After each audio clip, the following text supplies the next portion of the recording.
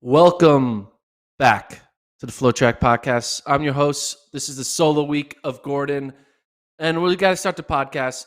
This was not supposed to be a solo podcast today. This was actually going to be a two-person podcast today, but daylight savings time is an issue. For those of you obviously know who live in America, but people who listen to this podcast who don't live in America, we do this fun little thing where twice a year we change our clocks forward an hour, back an hour. And so when I was planning this podcast, naturally, I was planning the podcast with someone who is going to be in Belgrade, Serbia this week. And I communicated with them saying, hey, we're doing a podcast, 9 a.m. Central. And he's like, okay, that is 3 o'clock. That's 3 o'clock my time. I'll be in my hotel by that time because I'm coming off an airplane, blah, blah, blah. And we're like, perfect. Here's the thing. I made these plans like a week ago. And 2 days ago, we changed our hour. We changed our clocks by an hour. But Serbia didn't do that. Serbia is like, it's still whatever o'clock. And so the person who I was supposed to do this podcast with is probably like in a car driving to his hotel, thinking everything is cool. He's going to get to his hotel probably at 9:30 our time because that's when he was going to log in here. And he's going to realize, oh shit, time change. And this is not his fault. There's no reason. He's not an American, so there's no reason he should know that we change our clocks because we're crazy. So viewers, you can help me out. If you want to start tweeting at Cathal Denny and tell him to come on the show. He's probably going to be here in 25 minutes, but at CATHAL_DENNEHY. Tweet at him, tell him you're late, but it's not your fault. It's USA's fault because we changed our clocks. And I should have thought of that, but I didn't. I'm sorry. But anyway, this is a good example of, I guess, why daylight savings time needs to be permanent to avoid having these World Championship preview podcasts get screwed up. Because the Senate approved the bill to make daylight savings time permanent. And I think this is one of the big reasons. They knew there's people out there making podcasts who are screwing up their, international interviews up and causing chaos, causing me to get all flustered because I prepared for this podcast to be a two-person podcast, but now it's a one-person podcast. And so what we're going to do is I'm going to dive right into it. If Cathal does show up, we'll have Cathal on the second half of the hour, and we'll go from there. But tweet at Cathal. Let's put up his Twitter account. Tell him, hey, daylight savings time. Log on. I don't know what else you can say, but just be nice about it because this is clearly not his fault. There's no reason for him to know that we change our clocks twice a year. All right, enough of that. Let's get into it, but let's start with the Pick'em contest. We have week 3 of the Pick'em. We're going to crown another winner. We get new winners every week. And this week, we're going to do something a little different. The contest is, can you get more picks correct than yours truly, than me, Gordon? I didn't do too well NCAAs, but I did do very well during Tokyo. So it's a good chance my picks are going to be close to, if not the best. Now, I was thinking about this. I'm going to tell you my picks. So first of all, the game's going to be, I'm going to make about 7 or 8 picks throughout the weekend. And then you guys need to make your same 7 or 8 picks. And if you get more right than me, you win. But here's the thing. I'm going to tell you my picks. So you could easily just pick the exact same as me. But if you do that, if you tie me, you get eliminated because you can't just go for the tie. You got to go for the win. So here are the prizes. The prizes are going to be a Fanatics gift card, a cross-net 4-way volleyball game. I don't know what that is, but apparently it's kind of like spike ball. Check it out. So you click on that link, you can see what it is. And then also, if you do beat me and you're willing to and you want to, you can actually come onto the podcast and you can brag to my face, and Kevin will, join you, and you guys can talk about how you know more about track and field than me, which could happen. I'm sure a lot of people out there know more about track than me. I'm just one person. Anyway, so here are the picks. We're going to have a few picks now that we can put out there that are more overall encompassing of the whole weekend. And then once we get through prelims, I don't want to make any, we're going to wait till like finals. So we're going to have a new set of picks come out on after the Friday events, and then another set of picks come out after the Saturday events. So you can basically, it's going to be 3 rounds. The ones that come out today, picks that come out Friday, and picks that come out Saturday. So let's get into what the picks are for today. First one is, how many world indoor records will be broken or tied? Tied is a world record at the indoor champs this year. 0, 1, 2, or over 3. Now, for perspective, 2018, last time we had world indoors, only 1 was broken.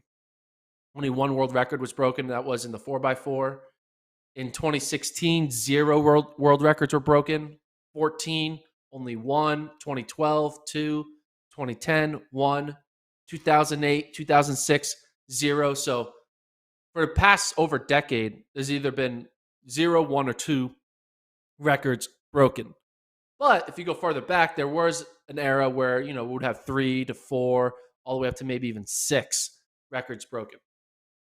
So I actually think this is going to buck the trend. I believe that we're going to actually have a bunch of records because I think Krauser will do it. I think Mondo will get close to do it. I think Rojas in the triple jump will get close to doing it. I think Grant Holloway could get close. I think the 4x4 is always going to have an opportunity.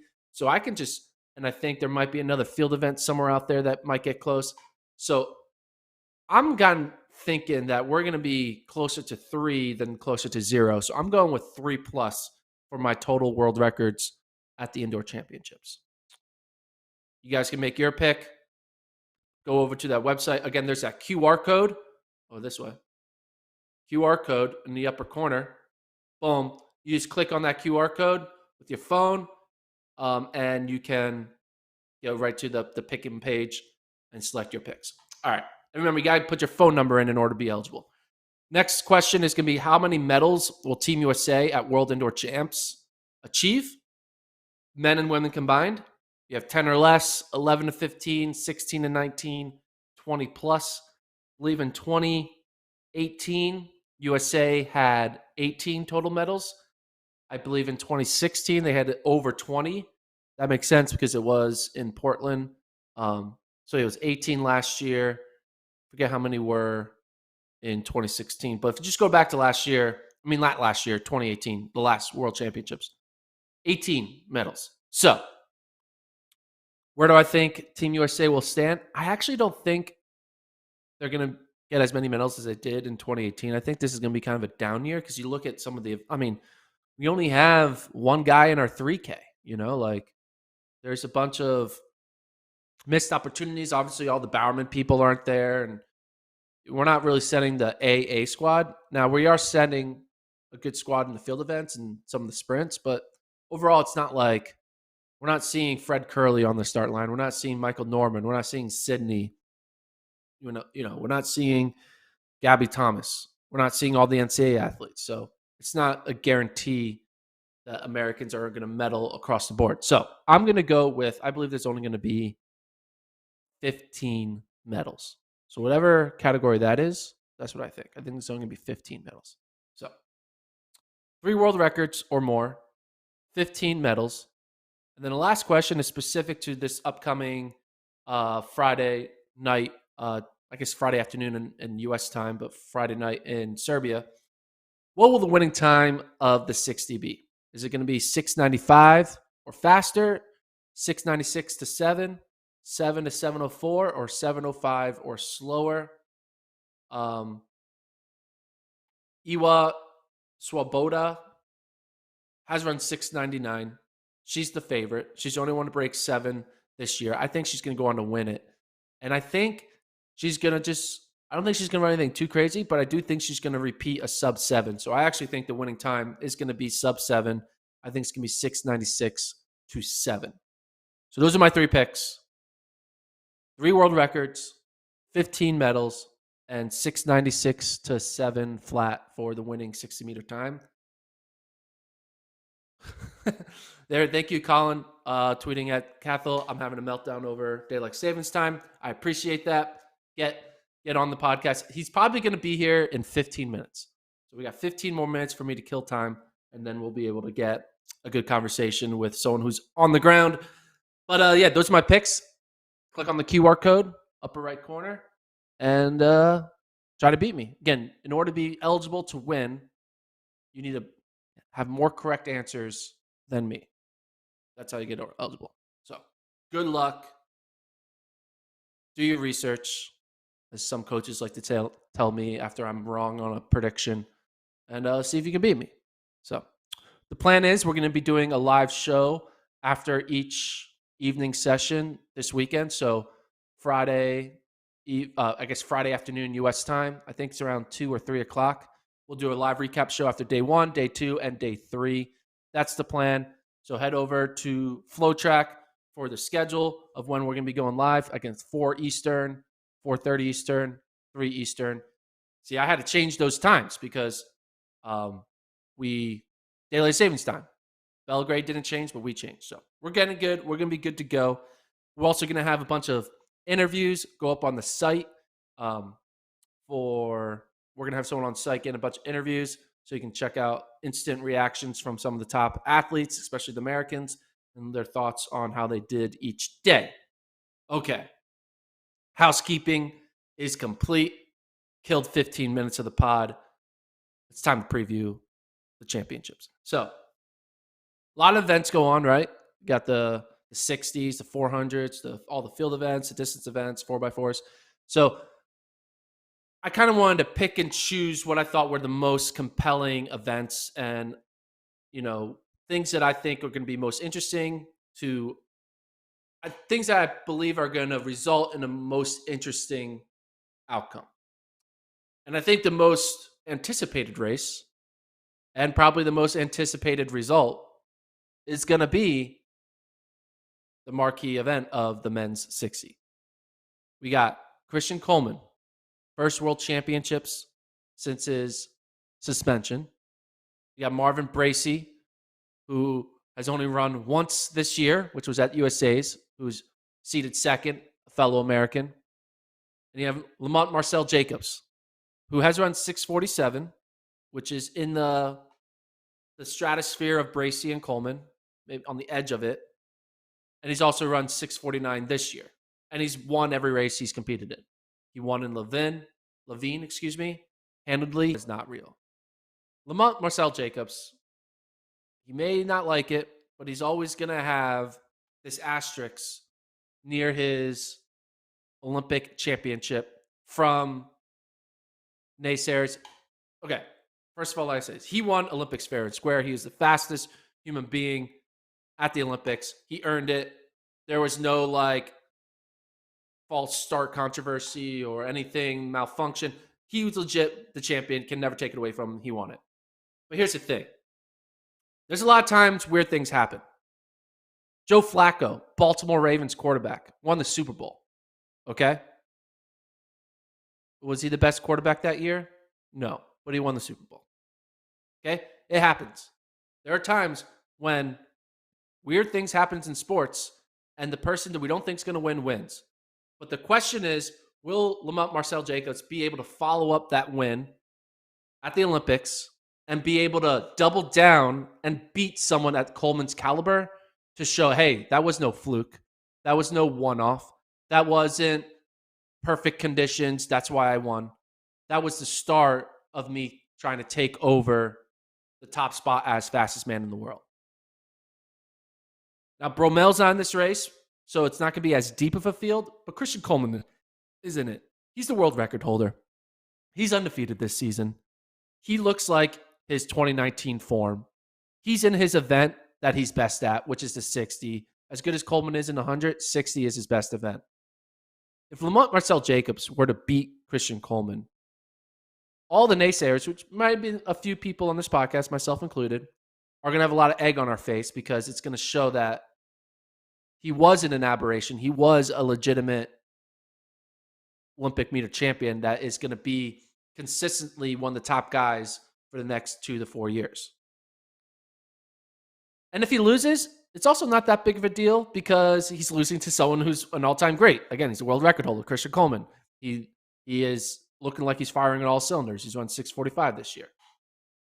So at the end of the day, Jacobs may not be able to prove himself because it's going to be really hard to beat someone at Christian Coleman's caliber. But if Jacobs were to lose, but lose in a good way, like lose by like get second, and it's by 0.02, and he runs like 6:45, I think that's going to put respect on the name, and I think that's going to make people really second guess their criticism of his Olympic performance. Part of the criticism was obviously because he didn't run after the Olympics, and everyone's like, "Yo, why aren't you doing the Diamond League? What are you scared of?" And maybe he's like, I only want a 1-0 record. I don't want a 1-1 or 1-2 record." So I think there's basically 3 questions that we're going to get. Right? What will this race mean to Jacob's legacy because of the weirdness of the Olympic final?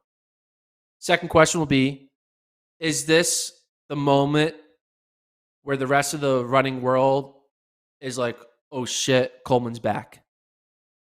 We got to watch out for this guy. This guy's hands-on, the 2022 outdoor favorite. He's still young. He was born in 1996. So he's still in his prime. He's going to be the favorite all the way through 2024. And the third question is, can Marvin Bracey have the don't forget about me moment? Because people forget that Bracey probably should have made the Olympic team, but he got hurt. And he pulled up in the Olympic trials, and he wasn't able to fulfill what his potential was. But now he's back, and if Bracey finds a way to, for some crazy reason, upset Coleman and upset Jacobs, then we're going to be like, wait a minute, how this Marvin Bracey kid, he's not a kid, obviously, he's a grown-ass man. Like, we got to put a little respect on him. Like, maybe it's just a little bit of bad luck. He didn't make the Olympic team in 2016, so he's back, and now we got to add Bracey to the list of the Curleys, the Brumels, the Colemans, the Jacobs, the DeGrasses, the Lyles. The list starts just growing even longer for the top sprinter in the world. So those are my 3 questions. We'll see what happens. I think Coleman is probably going to win, but I think that's a safe pick. But I'm excited to see how it plays out. I'm excited to see the order and how that order really is going to translate to the talking points going into the outdoor season. All right, let's move over to the women's side. Women's 60. Now, the depth isn't as close to there because it's not like a big 3. It's more like a big 1 and then these kind of like fringe wild cards. That big 1, though, is pretty big. Polish athlete, Iwa Swoboda, who ran 6:99. Incredible performance. We've been talking about her all throughout the season in the podcast with her 6:99 performance. The fact that she never broke 11 seconds in 100 this season, but she's running out of her mind. It kind of reminds me of like Melissa Jefferson of Coastal Carolina, NCAAs, where she's never broken 11 seconds. And then she went out to NCAAs and ran 7:09. Now we have Iwa doing at the world championship level, where she's running 6:99. No one saw this coming. No one saw her being the top dog of the 2022 indoor season. But she is, and as much as of a new face she is to this setting, she beat Elaine Thompson-Herah. Like, she just had an incredible season. And as new as she is, I think she's the overwhelming favorite. I don't see any situation where American Mary Beth St. Price beats her, where Kem Bungie of Switzerland beats her, where Briscoe of USA beats her. I think she's got this in the bag.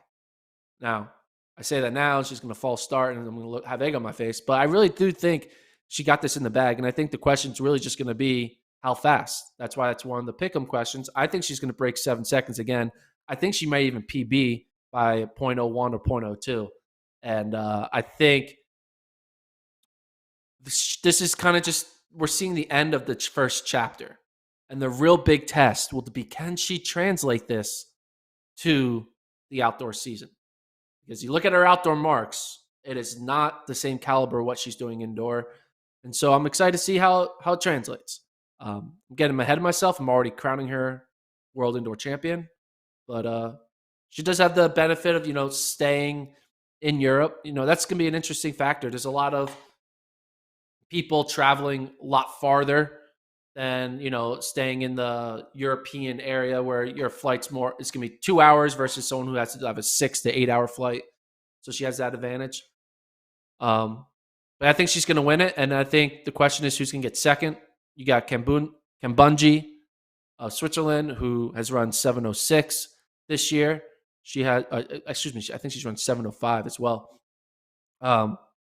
She's going to be a factor. I don't think she's going to win. And then also, you have the Americans, Mary Beth St. Price, Michaela Briscoe. It's going to be interesting how it unfolds. If I had to pick my podium, I'm going to go with Swoboda for gold of Poland. I think Kambunji is going to finish third.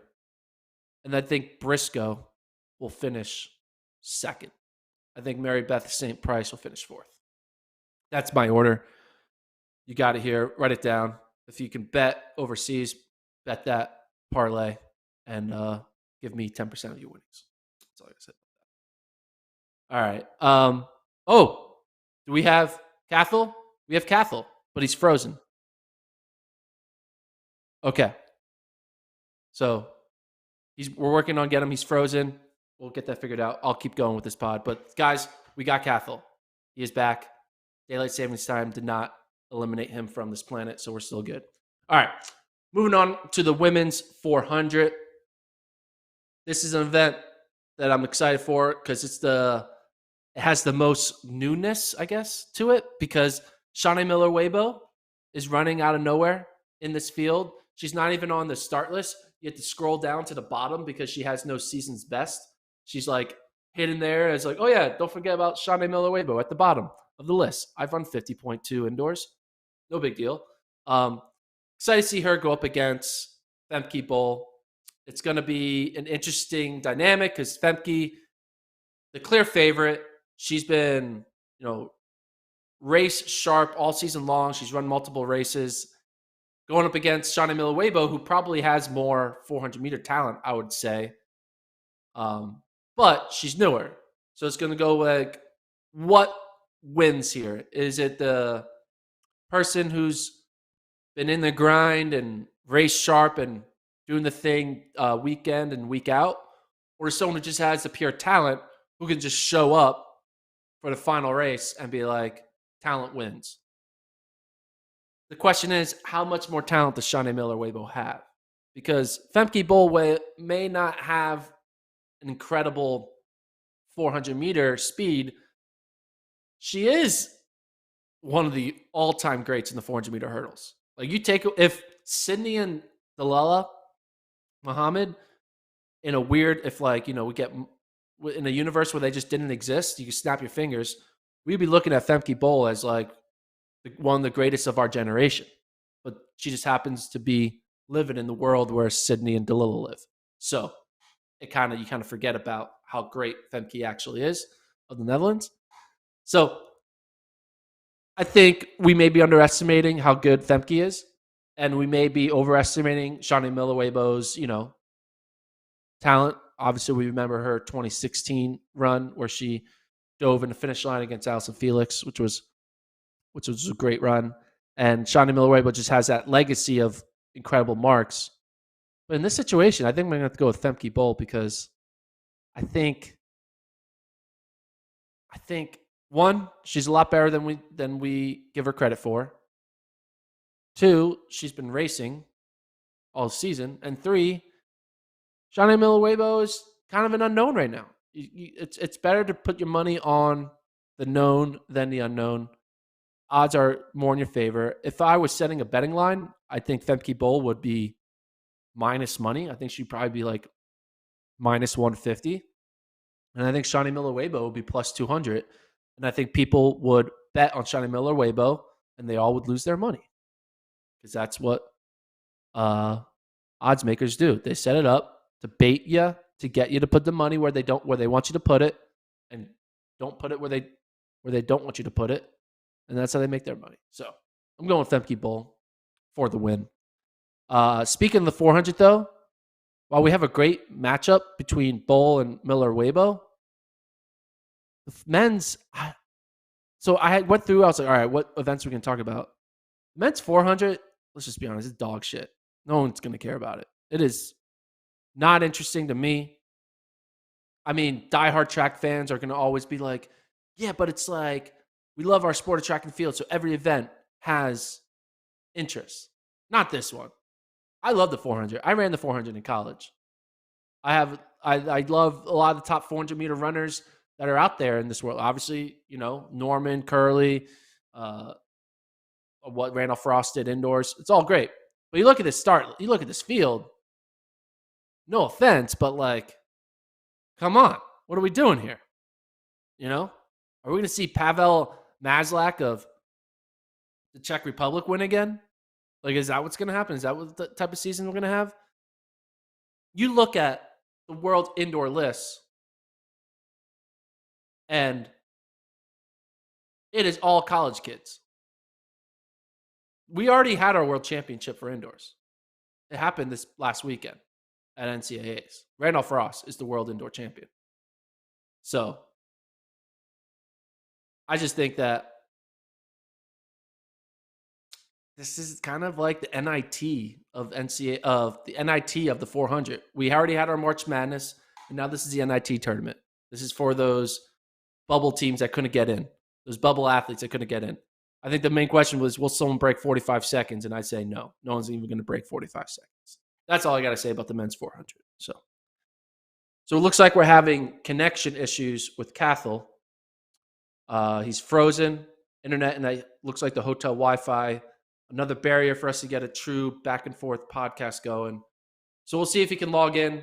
If not, it's just going to be me for the rest of the hour. I'll do my best to give you guys the preview content you need. So that's just the update, the Cathal update. He's in his hotel, but the internet is not working. You guys know that. Hotel Wi-Fi, not the best Wi-Fi. Isn't it crazy that sometimes hotel Wi-Fi, they give you like 2 tiers of Wi-Fi?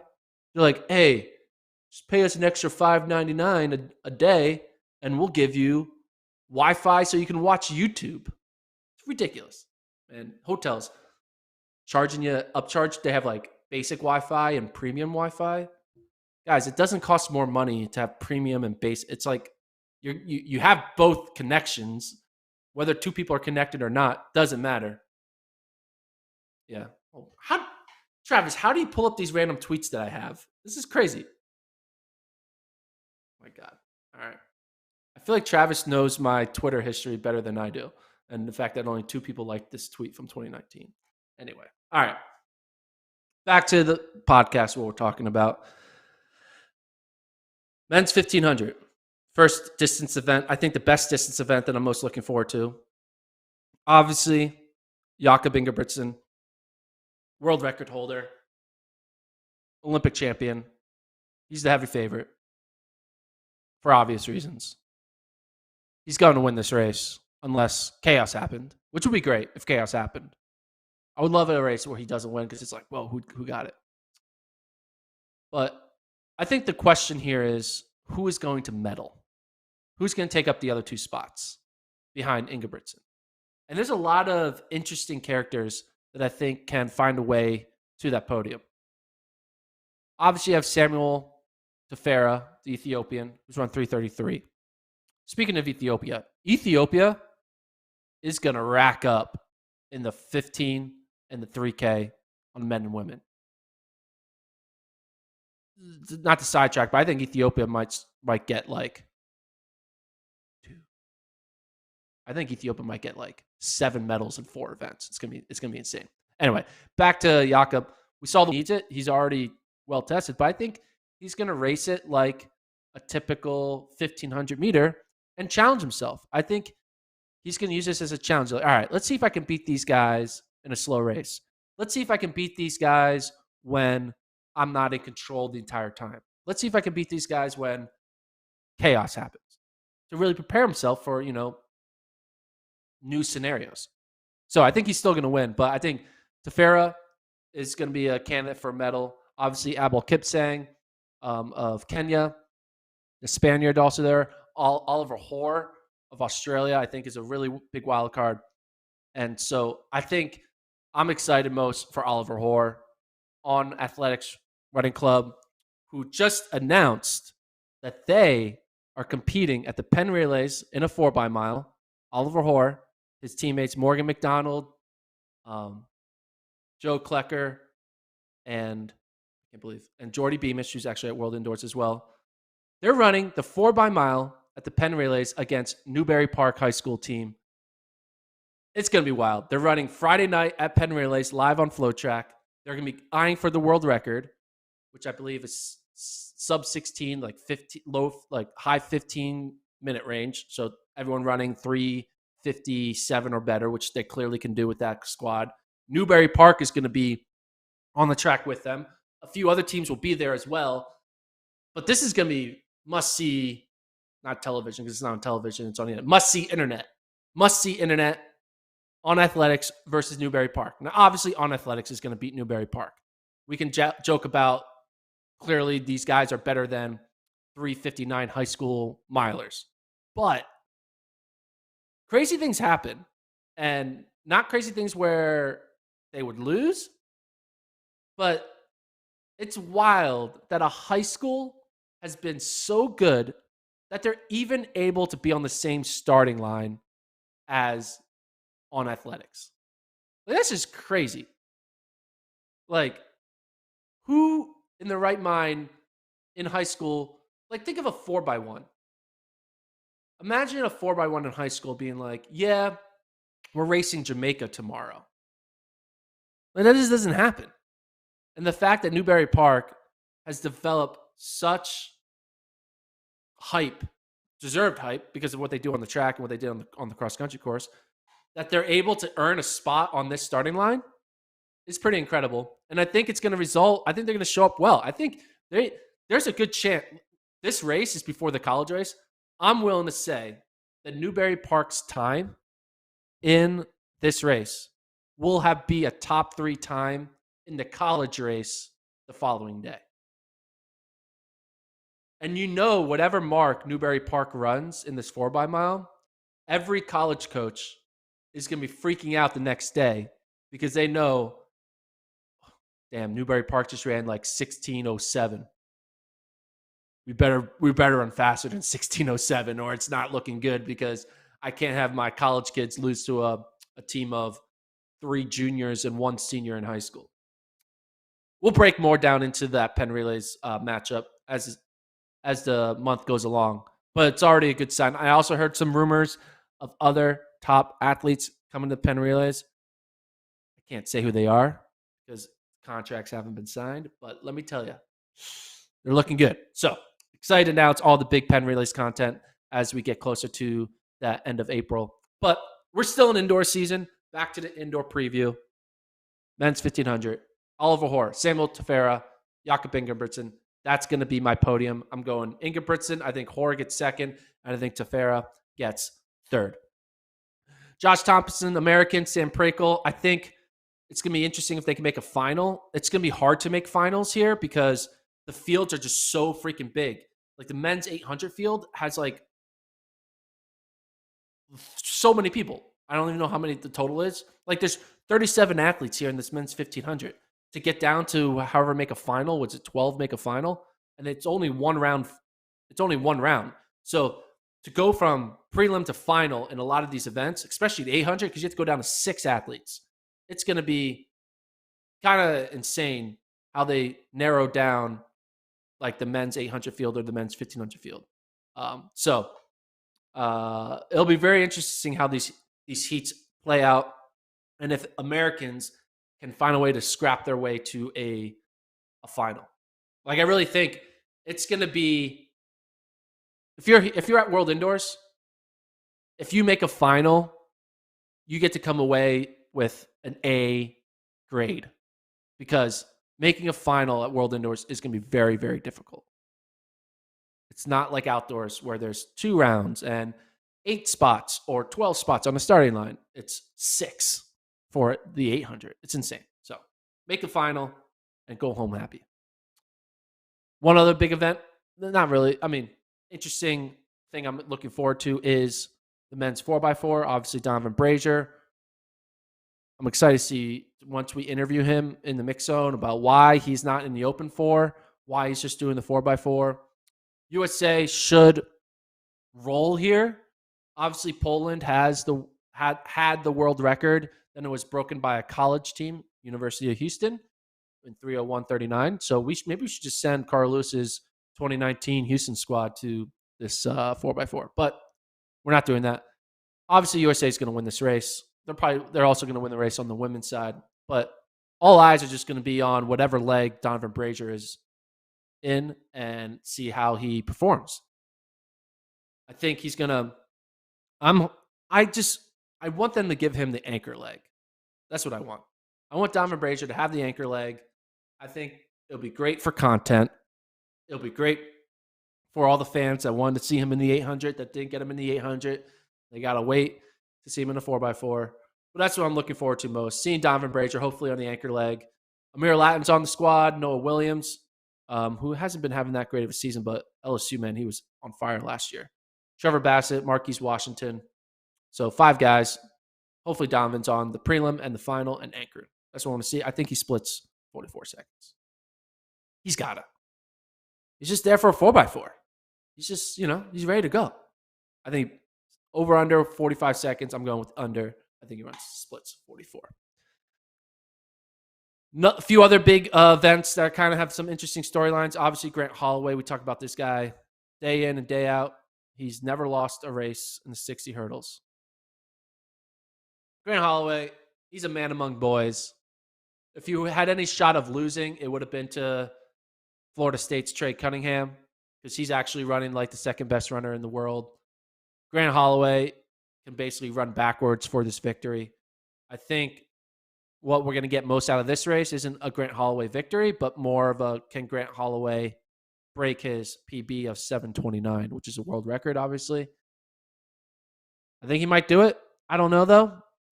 He hasn't been too close to it. He hasn't flirted too much with it. He's only run 7:35, 0.06. There's not going to be much pressure on him because he's got the win. But we'll see. We'll see what he does. I'm going to go with he doesn't break it because I just think that it's hard to make that type of thing happen. Ooh, looks like I got an email from Cathal.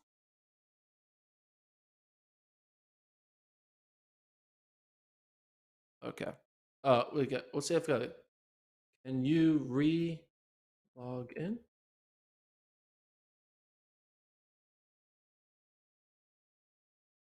All right, guys, we might have a last minute Cathal sighting. Just emailed him. We'll see if he can get on. Anyway, back to Grant Holloway. Nothing much to add to this preview, guys. It's Grant freaking Holloway. He's gonna win. It doesn't matter. Will he run another 7.2? Just freaking insane. 7.2. I want to see a day when we won't, but imagine we're 80. It's been 50 years, and then all of a sudden, Grant Holloway the third is running 7:19 in a hurdle race. Those are the things I think about when I think about Grant Holloway. I think about being 80 and watching his great-great-grandchildren running. That's what I think about. Men's 800, Bryce Hopple. Can he win?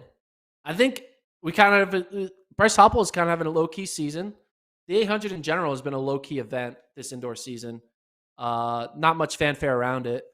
But I think this is maybe a cool opportunity for someone like Hopple or maybe even Isaiah Harris to find a way to medal. We've seen some wild U.S. medalers in the 800 over the years. Obviously, we had Boris Berrien do it in 2016. We had Drew Windle do it in 2018. I think we might be able to see someone like Bryce Hopple or Isaiah Harris do it in 2022. All right, do we have Cathal now? Is he moving? I saw him move. Did we lose him? Colt? Wait, he's moving. You have audio? Check your audio, Cathal. He's muted. Oh, this is great. This is great TV. Put him on the screen and have him looking for his audio. Guys, we have Cathal with no audio. He's trying to find audio. Do you have audio yet? Unmute yourself or plug in your mic a different way. Oh, this is great. This is great television. Oh, he's looking. He's going to find the audio. But yeah, back to the 800. Bryce Hopple. I legitimately think he might win, which is kind of cool. Americans seem to do well at World Indoors in the 800. I think Bryce Hopple has shown no signs of any lack of ability to win a race at this caliber. Obviously, he's been to multiple world championships. And it's not like this field is full of 12, Emmanuel Couriers. It's the field isn't. I mean, Elliot Giles is probably the next best guy. And I think Hopple can beat Elliot Giles any day of the week. So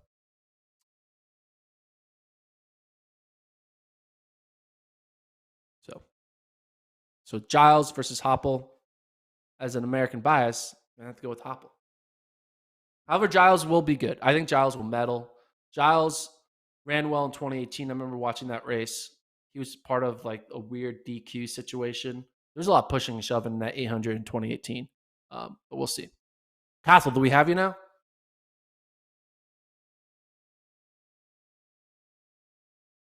Cathal, click refresh. Click refresh on the browser. Refresh it. See. How about now? Okay, first it was daylight savings time, then it was bad internet, and now he has no audio. What's going on? It's a laptop. Just it shouldn't be. It's so weird. All right. You guys are seeing the evolution of how the sausage gets made here. We might run out of time to get Cathal in here. So a few more previews, and then we'll end you with the interview with our friends over at the Spire. Women's 800, Keely Hodginson. I wish Athing Mo was in this race. That's all I gotta say about that. I wish Athing Mo was in this race to go up against Keely because the two. I don't know if they're both teenagers now. They might both be 20. I'm not sure their exact ages. But yeah, Keely just turned 20 in March. So I'm excited to see what she does. Fresh off her incredible Olympic performance. What can she do here in the 800 against what looks like a pretty good field? I mean, 4 women have broken 2 minutes already this year. You also throw in someone like Aji Wilson, who ran well, who has been running well for the past decade. I think Keely is the clear favorite, but there are wild cards there, right? Like Alamu, Gould, Aji Wilson, Nikkei of Uganda. It'll be interesting to see how it plays out. But I think Keely, heavy favorite. I don't see her losing. I think she's going to run an incredible 157, maybe even a 156 if she's feeling it. But another one of those races, kind of like the men's 1500, where you know who's going to win and you're seeing who's going to get the second and third spot. All right. Do we have Cathal now? All right. It's all right, Cathal. This was our last attempt. Can you write a piece of paper and like hold something up of like your pick? Can you hear it? Can you hear me? He can hear us. Oh, he can hear us. But he can't say anything. Oh, this is great. He can hear me, but he can't say anything. All right, Cathal. We're gonna end the podcast. A few other things, obviously 1500s, 3Ks. Ethiopia is gonna dominate just to get that in there, and then field events. Mondo potential world record, Krauso potential world record, Rojas potential world record, and I'm also interested to see how the Ukrainian women in the high jump kind of react. Obviously, with what's going on in the world, I want to see how they react as kind of one of the first like Ukrainian-based athletes to compete at a world level event. It'll be interesting to see what their thoughts are on the whole situation. But I want to end the podcast with a silent vote from Cathal. So I'm going to ask Cathal 3 questions, and you got to put up your hands what you think is going to happen. First question, how many world records are going to get broken this weekend? You'll show via your hands. 1, One word record. Okay, just one. By Mondo. One by Mondo. Okay, that's a good. That's a very safe pick. Next one, which I'm not sure. Obviously, you're not an American. You're going for Team Ireland, but how many medals do you think USA will get at this championship? For reference, they got 18 in 2018. So visual 10, 15. 15. That's how many I said. 15. There you go. Look, we're on the same page here. Okay, we'll ask you for what event does Ireland have the best shot at medaling in? That you're eyeing. 0? Oh, there's got to be something. What? 4x4? No? Okay. All right. Last question. Who you taking in the men's 60? 1 for Coleman, 2 for Bracey, 3 for Lamont Jacobs. This is a great. If you're listening to this podcast in audio only, I'm sure this is very entertaining. Who are you going with on the men's 60? Coleman, Bracey, or Jacobs? Oh, we lost him. His video froze too. He froze. We lost him. It's okay. Cathal, thanks for joining me on the podcast. We enjoyed following your story of time difference and no audio and just sign language only, but it's been great. I appreciate you, Cathal. Oh, he's back. But, any last words? Just bye. Best of luck enjoy Worlds. Hopefully I'll see you in Eugene. I'll see you in Eugene. We'll make up for it in Eugene. Thanks, Cathal. Appreciate it. So yeah, that's the podcast. We're going to end this now with the interview we have with our friends over at the Spire. Check out what they've been doing over there in Ohio. It's pretty cool. And we'll be back for a live podcast after day 1 of the World Championships. Joining me now, 2 coaches from Spire, Tim Mack and Kibwe Johnson, to tell us about the summer camps that they got going on at Spire, and as a little bit of an update on what they've been up to. Spire, obviously a great facility out there in Geneva, Ohio. Thank you, gentlemen, for joining me.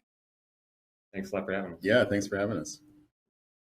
First, give me an idea of what the summer camps that you guys have going. I know we're recording this, it's late February, but every parent knows that summer camp registration is a bit of a mad dash. So what's the summer camp setup like at Spire? Yeah, I mean, it's a bit of a mad dash. And also, in Geneva, Ohio, it feels good to think about the summer this time of year. So, we've got links. We've kind of updated our camp registration process to make it a little bit more user-friendly for parents and athletes.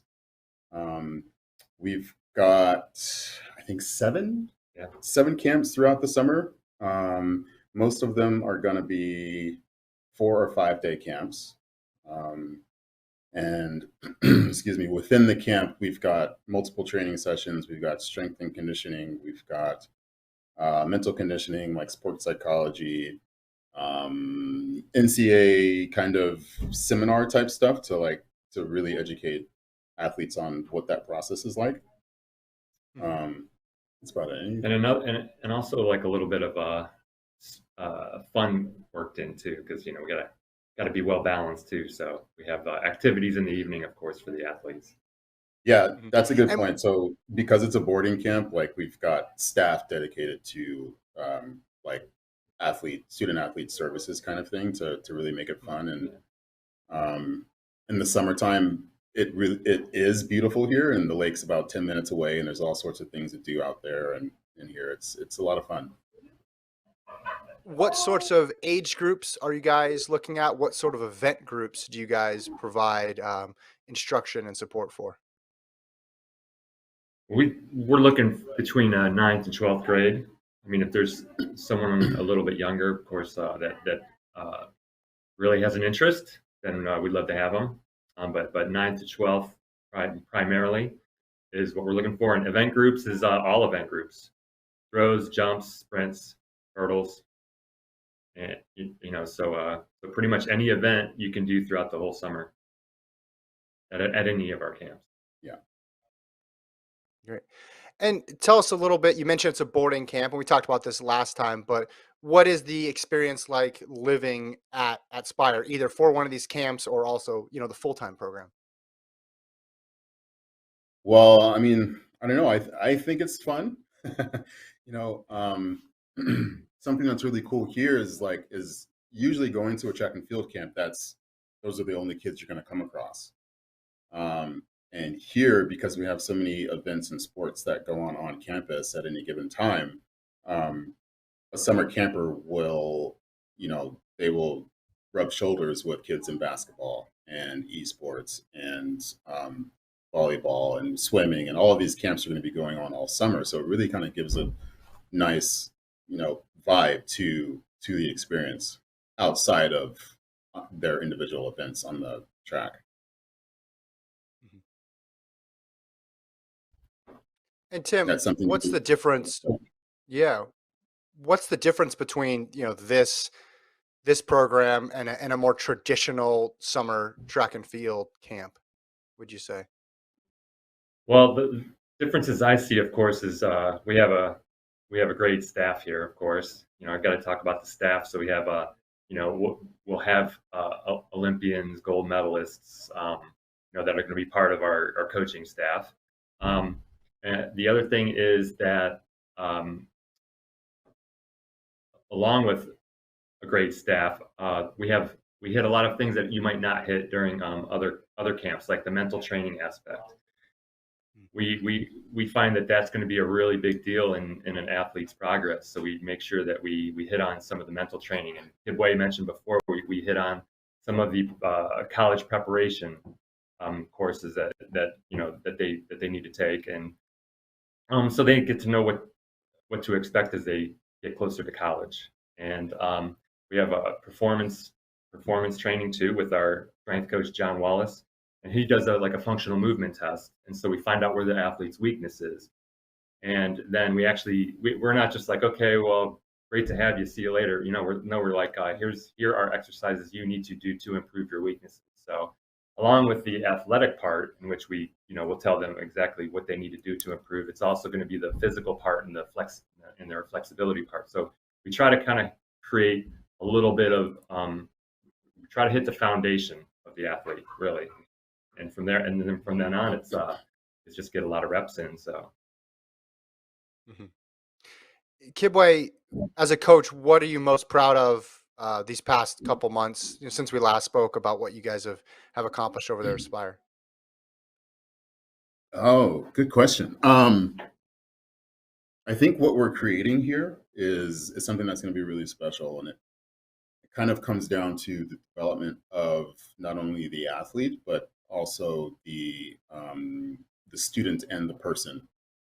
And so we're we're making a lot of strides in integrating the school side of things and everything else. It might even end up being something like integrating like other sports, right, to kind of work together. Basketball, kids like doing some jump workouts or something like that. You know what I mean? And this is stuff like, especially at higher caliber or programs that are a little bit more specific, it doesn't happen. And our interest here is development, because in the long run, that's really what it's supposed to be about. Our kids will leave in a better situation than they came, and not burnt out. You know what I mean? That's usually the piece that really affects them once they leave high school situations and get into college, is they've just been run or thrown into the ground, and that won't happen here. Yeah, and what about you, Tim? What I like the most is we really have been able to start from the ground up with a lot of the athletes, and a lot of the athletes have kind of taken to it. Of course, we do a lot of repetitions. We get a lot of work done in the morning. We get a lot of work done in the afternoon, and we couple the training with not only their schoolwork and their mental training, but it's like with their athletic training as well. So it's it's sort of a challenge to get kids to like buy into some of the mental training stuff, and that this stuff is really needed. But I think the athletes that we do have are really buying into it, and it's really beneficial to them, and they see that like, oh, the mind is a powerful tool too that we can use to get better. So I think that, just along with their academics, their training, their socializing, and putting everything together for the athlete to succeed, it's been really fun to watch. Kibwe, you brought up the word burnout before. How do you focus on long-term development with what I assume is a highly motivated, group of kids? Because if they're coming to a summer camp, or if they're in the program long-term, like they're there, they want to get better, they want to dedicate themselves to sports and academics as well too, but sports is a big part of their life. How do you make sure that their best days aren't when they're 17 or 18 years old athletically? I mean,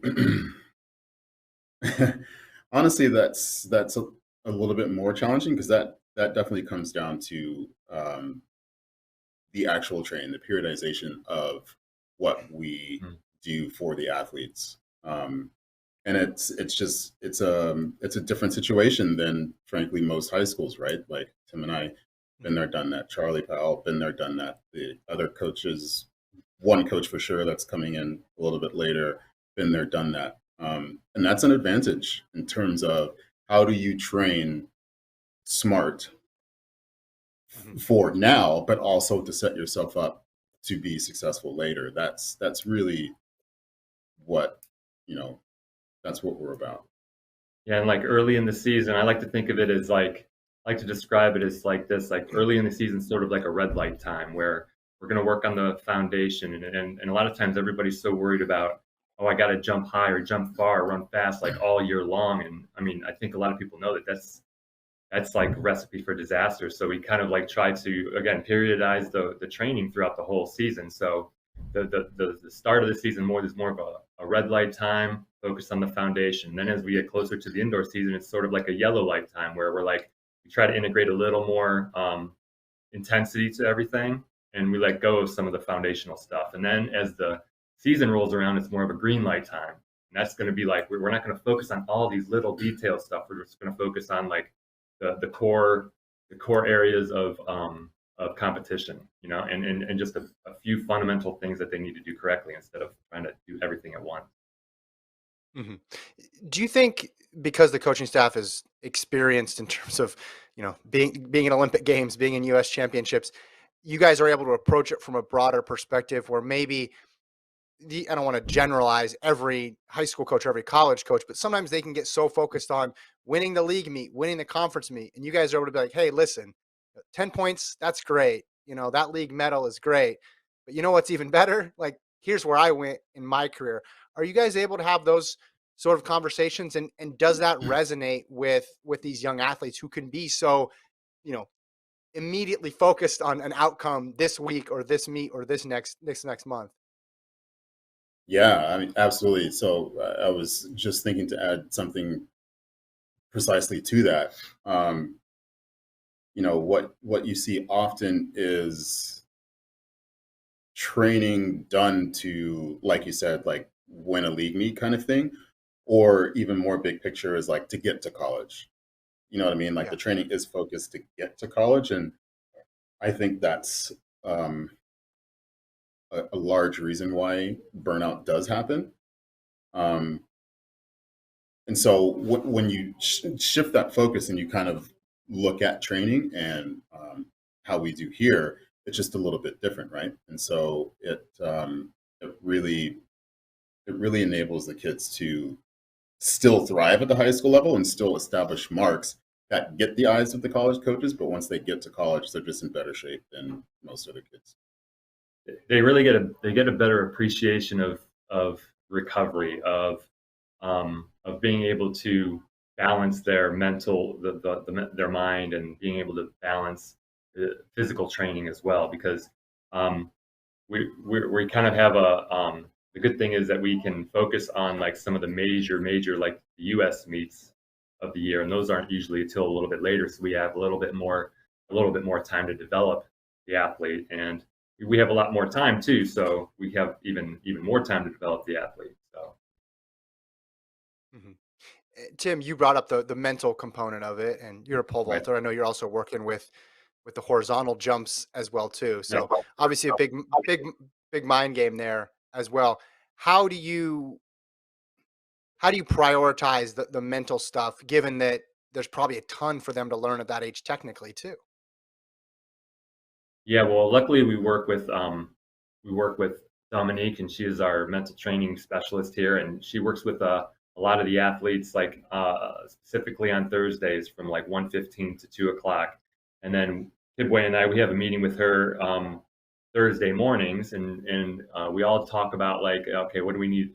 Is there anything that we need to focus on today? Is how's everybody doing? So we catch up with the athlete, and um, so we spend a lot of time. We spend a lot of time with the athletes, of course, and we share our knowledge when we can.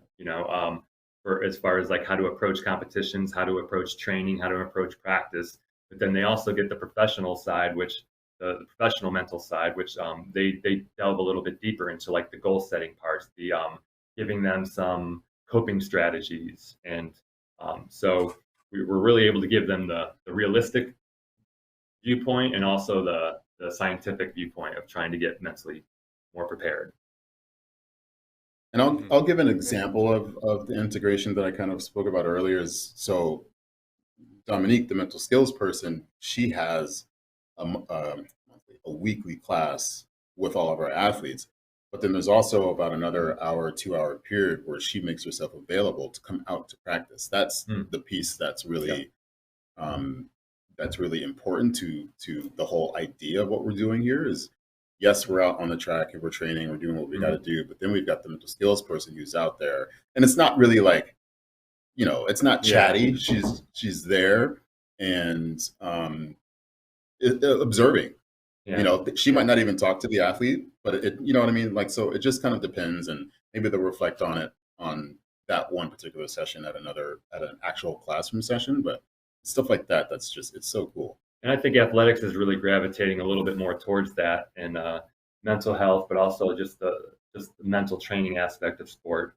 And I mean, it's so great having like, she would be out of practice, and she's like, how is this person or that person? And we're just talking and making sure that athlete, without like sitting them down and being like, how are you feeling? We just do it amongst us, and then Dominique is sort of like the center person, and the person that they actually communicate with the most as far as that's concerned. But I mean, I don't know how many younger athletes would have a sports psychologist out at the track, overlooking their workouts. So it's really, I mean, it is like I think one of the biggest things that sets us apart from a lot of places. Yeah, but the classroom is great, but it's the real time instruction and the real time implementation of like what they learned here on site is that's what makes this thing really special. I sometimes wonder, I'm like, man, what could I mean, I don't want to get greedy, but I'm like, man, what could I have done with something like this? I mean,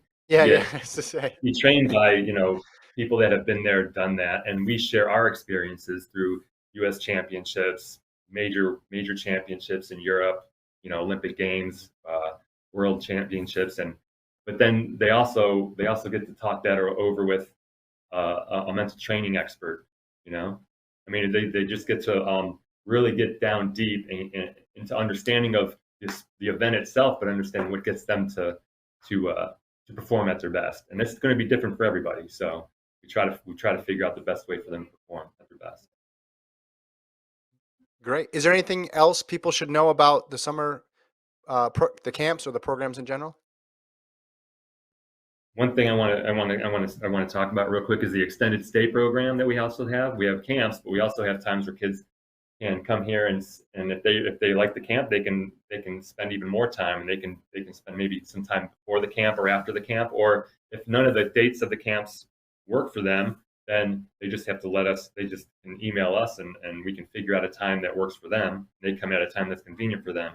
We can also try to work it to where there's like, I'm just going to say pole vault because I'm a pole vault coach too, but so we can put together a number of athletes at the same time. So they're just kind of like walking around, and basically it's like track and field school for the summer. So you're eating here, you're living here, training here, and it's like you get to learn from experts like like ourselves and from our mental training staff and with our performance staff. It's and we just put everything together, and at the same time, you can have fun with other people, like-minded people like themselves.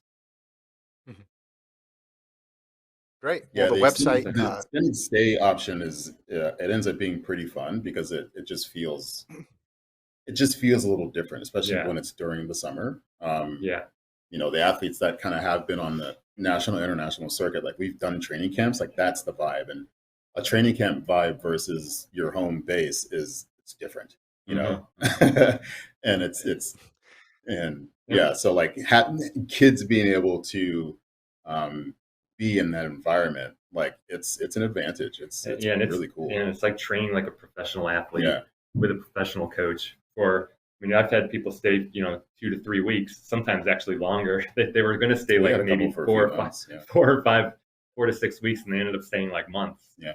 So, but, I mean, and of course that's just tells you what kind of place that we do have that people would want to stay even longer than they come here, stay. So, and we get a lot more time to be able to really take our time with the athlete and try to figure out what works for them the most technically, and with their ability levels. And we just have a lot more. It's more of a laid back period of time that we get to spend with the athlete. Great. Well, thank you so much. The website, spireinstitute.org. And then if you go to spireinstitute.org/camps, you see all the camps that are listed there. Tim, Mac, Kibwe, Johnson, thank you guys so much for joining and letting people know more about Spire. We appreciate it. Yeah, thank you guys. Yeah, thanks, and hope to see everybody soon. Yeah, appreciate real it. soon.